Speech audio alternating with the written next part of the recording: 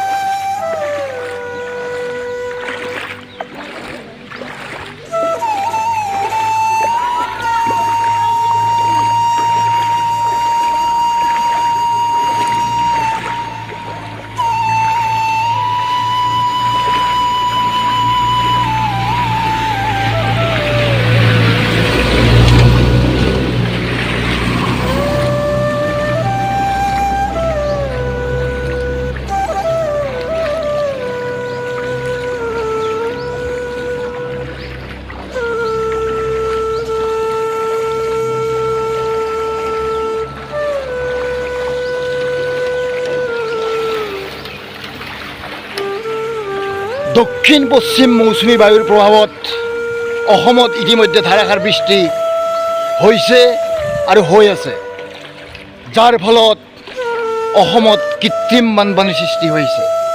এয়া কৃত্ৰিম বানপানী।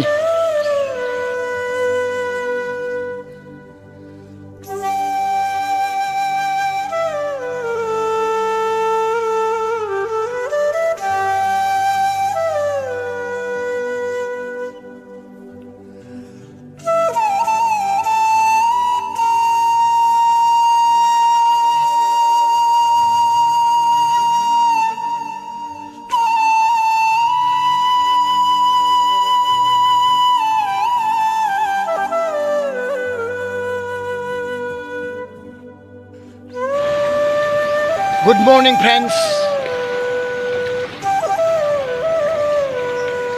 দক্ষিণ পশ্চিম মৌচুমী বায়ুৰ প্ৰভাৱত অসমত ধাৰাসাৰ বৃষ্টিৰ এয়া প্ৰতিফলন।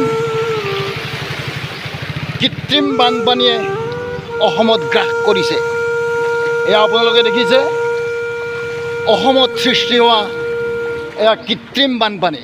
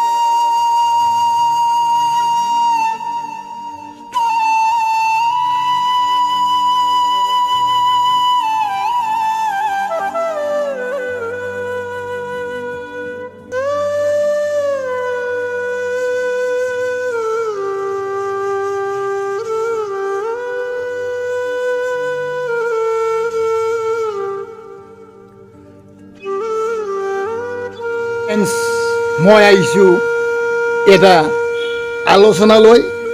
এইটো আপোনালোকৰ আগত অৱগত কৰিম, আপোনালোকক জনাম আপোনালোকৰ আগত শ্বেয়াৰ কৰিম। অসমত এতিয়া কিছুমান চহৰ নগৰত কৃত্ৰিম বানপানী। যিহেতু অসমৰ কিছুমান চহৰ নগৰ পৰিকল্পিতভাৱে তৈয়াৰ কৰা হোৱা নাছিল, সজোৱা হোৱা নাছিল, তাত থকা নলী নৰ্দমাবিলাক যথেষ্ট সৰু আছিল। সেই সময়ত জনসংখ্যা কম আছিল, সেইকাৰণে তেতিয়া সেনেকৈ চলিছিল।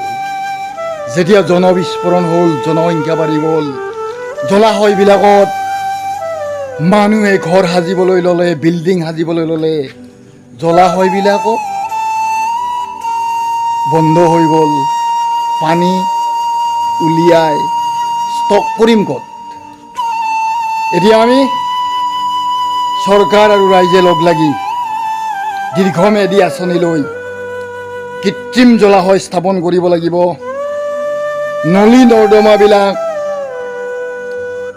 সুবৃহৎ বহল কৰি ল'ব লাগিব।